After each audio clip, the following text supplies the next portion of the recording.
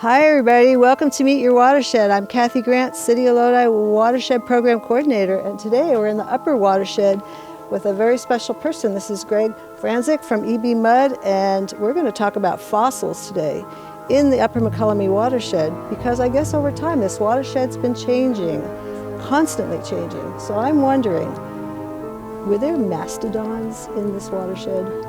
There were mastodons in this watershed. And they used to drink our water? They used to drink our water, and I'm going to take you out today and show you where that happened. Let's do it.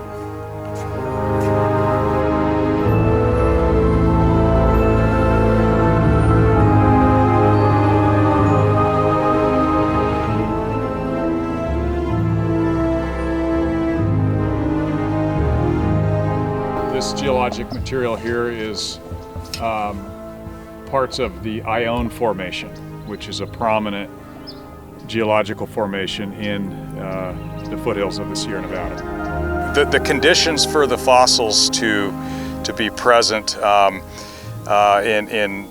the time when those animals died, the conditions that they were buried in have to be just ideal for them to fossilize.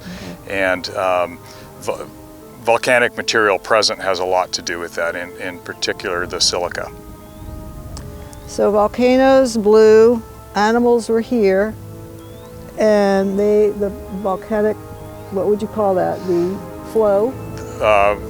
There were particularly flood events of river debris mixed with volcanic material that buried the remains of the animals and the trees. In the case of the petrified trees that we find, that material was buried and then became fossilized under the right conditions of minerals and water. That's fossilization, that's that process. That is fossilization. It requires water, very cool.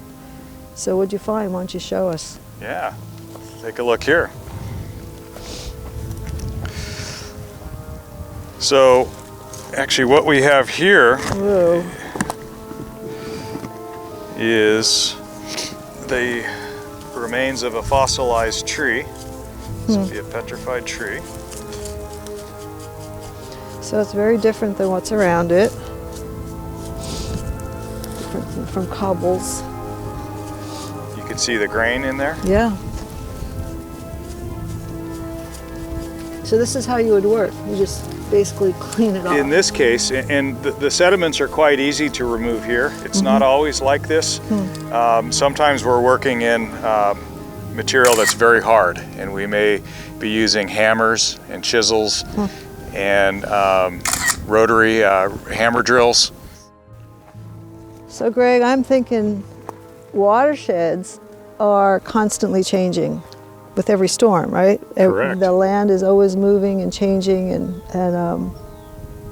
that's probably how your fossil got revealed, or was part of how it was found, and the land just moves and sediments move and Correct. Oftentimes in paleontology, it's fossils being exposed by rain and erosion, and sometimes they're just visible on the surface, maybe after a rainstorm, and that is the case that we see out here. So let's go see our reenactment of finding a fossil for the first time, or actually not a fossil, but you'd say it's a vertebrate. It's an actual bone of a critter. It is a fossilized bone. Okay, correct. So I'm just seeing the ground.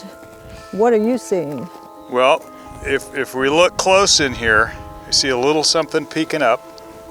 Oh, look at that. Poking up there. Seriously? It's a little bit different than the other things around it, right?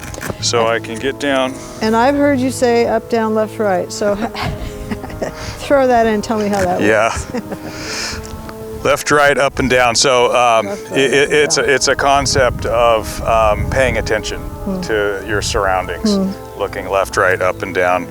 And if we were in this area in a fossil field, looking close, scanning the area, something we might see that looks different than the things around it are this right here. Just a little tiny tip, different from everything around it. Huh. What do you think it is? So we'll carefully expose some of it, and it looks like a bone to me. It's really hard. Feels fossilized. Why does it look like a bone and not just like the rock around Well, it? it's an unusual shape. So would you pull that out easily, or you just keep on brushing? No, actually at this point, we're going to get some photographs, take a GPS fix on it, and then we're going to actually do some preservation work to it to strengthen it before we remove it out of the ground. So it's really important to document things as we go. And what number journal are you on? Yeah, I think I'm in my third field notebook now. So we'll pull out the field notebook, and in here I should have a scale of some type. Hopefully it's here, there we go. And we've got centimeters or inches on there, and we're going to put that down. And then I'm going to get a photograph of the specimen before I uncover it any farther. So you're not just ripping it out of the ground? Not ripping it out of the putting ground. it in your pocket and...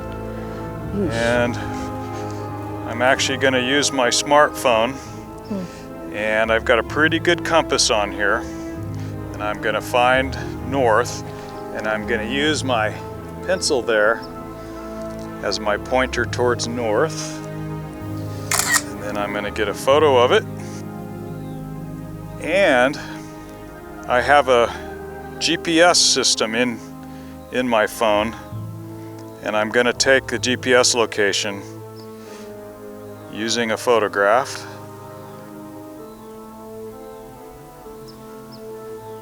It marks it in there. And then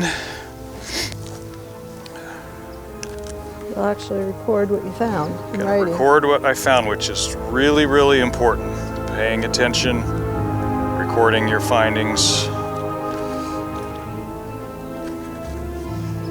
Each specimen we have has a number.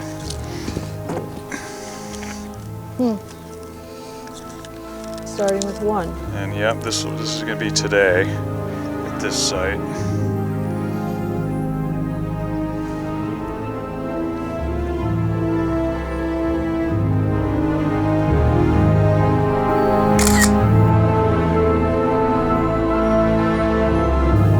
So we're back up here now in Greg's workshop, and we're looking at the fossil that's come out of the upper Mokelumne River, and we want to kind of turn on the head beams and have a look and see the work that's done after you find it in the field. So walk us through, please, and show us how you do what you do. That's correct. So this bone is actually the foot bone of a camel, and it was encased in the sediment, and when I first found this, all that was visible was the very tip of it here. Just like the fossil that we looked at when we were out in the field earlier today, there was just a little bit of it showing, and then as I started to uncover more, I realized it was a much bigger bone.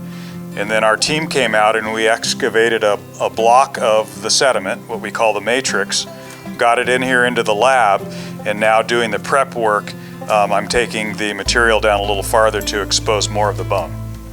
So this is the sediment, the ground that it was laid on and then slowly fossilized. Correct. How long does it take for a fossil, do you think? Oh, hundreds of years probably, maybe even thousands of years for the fossilization process to occur. Very cool. And I hear you have a tusk in here. We do have a tusk. Let's look You want at to the see tusk. it? Let's I take a do. look at the tusk. So here we have the piece of tusk. Yeah. And this is a short section, and on the animal, this tusk was probably 6 feet long, maybe 7 feet. Wow. What do you think the weight is on that? Oh, well, this piece right here is about 15 pounds, 15 I think. pounds. Amazing, beautiful. And so the animal you think that it's from is? Either a mastodon or a gomphothere, Okay. which were both ancestral elephants. All right, very good. This would be a mastodon. This would be an Ice Age mastodon, a little younger than what we have out at the site. And how about a gomphothere, like this here? There he is. Of course, these are models. They're not real. Little different scale here on a mastodon. Huh. I want one of those. Very cool. Well, thank you. It's been a pleasure. What a beautiful day it's been today in the Upper Mokelumne Watershed as we walked along with Ranger Greg Francek and reenacted with him his fossil find. We're so thankful to East Bay Mud for allowing us to spend time with him and to rediscover those fossils with him. Can you imagine if he wasn't paying attention and he had just walked right past those fossils and hadn't seen anything? Ho-hum day, didn't see it? How sad. I wouldn't be standing here, you wouldn't be listening, and history wouldn't be the same. So we're hoping wherever you are that you're paying attention, that you're looking to the left, to the right, up and down, and that you might spot a fossil out there, and that you'll ask the right questions, and you'll be a lifelong learner, just like the rest of us. See you out in the watershed.